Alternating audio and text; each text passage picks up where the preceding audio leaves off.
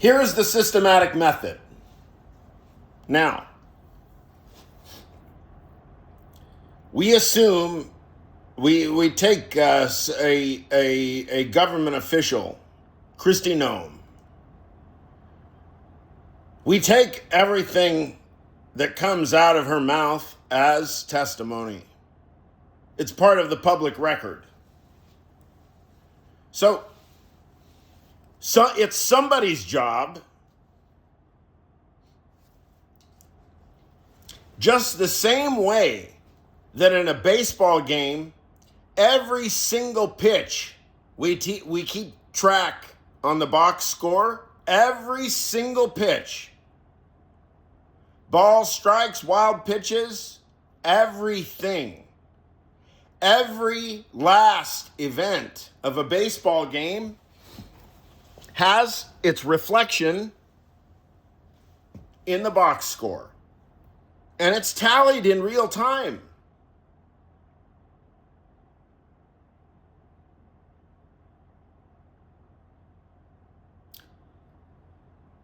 Now, with these clowns, it's very easy because they're very afraid already to open their mouth. Because they know everything out of their mouth buries them further and further into the dialectical quagmire that they've already dug for themselves.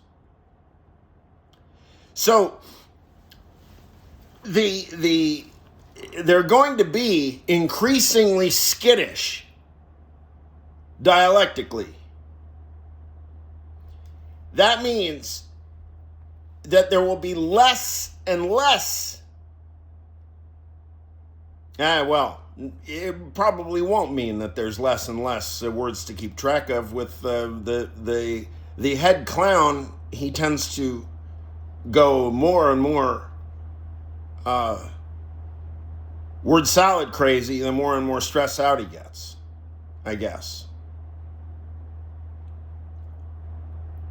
Still, it's okay.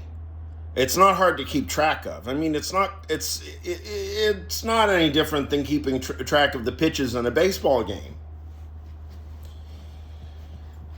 And it's somebody's job. I mean, it's not hard to just take every single statement one by one.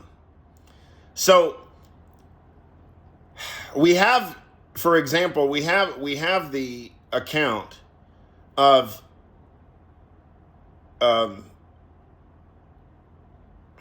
the third shooting, Mr. Preddy, peace be upon him. We have the account. Let's suppose that the account came immediately coming from DHS or wherever it came from.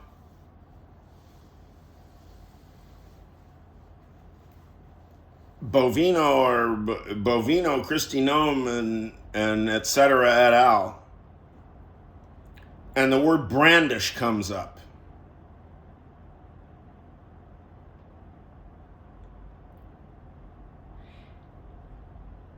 That needs to be expunged systematically once and for all, logged, cataloged, for easy reference, indexically, so that in real time, we all have a running tally. We can all keep track in real time of the discursive structure of statements with timestamps, according to Kristi Noem. So everybody, as the ticker tape rolls, we just imagine that you're keeping track of unbalanced volume like Laszlo Barigny Associates, right? You're just watching the ticker tape, and every statement across the tape, it has to be indexed and cataloged and destroyed. And then those of us who are paying hyper, vigilant attention, we keep a running tally of all the defective statements and the structure of the defective statements.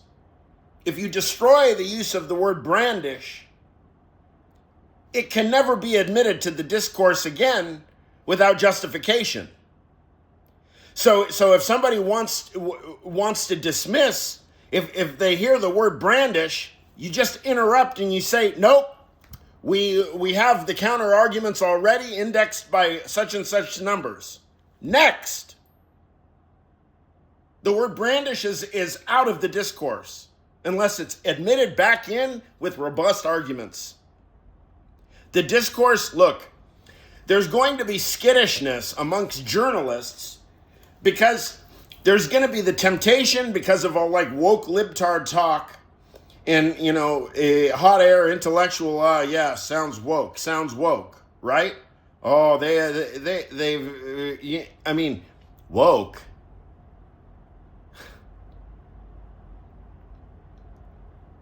Look, the real woke discourse, it's mathematical language. It sounds completely foreign. Absolute woke discourse, right? Well, that's it. That's absolute objectivity. A regulative ideal toward objectivity means that there is a very high standard for knowledge. And now everybody is held to it. Everybody is held to the highest standard of knowledge. If you don't know what the meaning of scientific discourse is, you are gone. You are gone. Your discourse isn't allowed.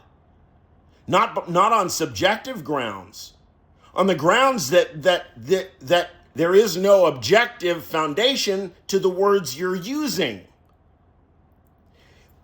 Those with a taste for objectivity, who know objectivity. For example, I was just looking at, I just saw Lex Friedman, good Lord, Lex Friedman interviewing a set theorist. They're talking about Gödel and mathematical logic and everything, and they're talking about the pointing problem. You know, I talk about my own pointing problem. It's the problem of basic semiotic signification.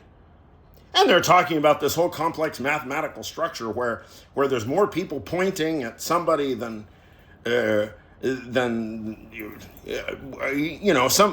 some abstract question about pointing. The real question about pointing is about the Alex Preddy murder. You've got 5 or 10 different video footages of this, and everybody is pointing at something different. It's not a matter of pointing at all.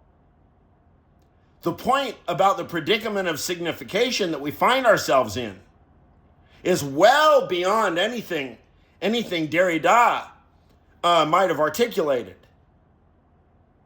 The only basis of signification that we have is the combination of knowledge and good faith.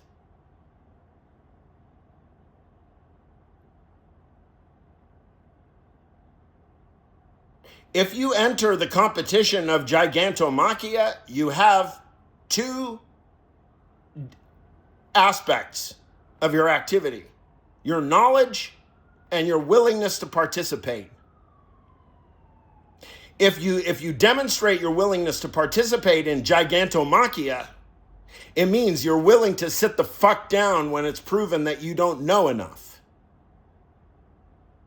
Now, when I hear somebody talking about, like, when I hear Professor Freeman or Professor Kotkin or Fukuyama or McFall or Professor Ayafi speak, I sit the fuck down and I listen, because they're talking about things that I don't know about.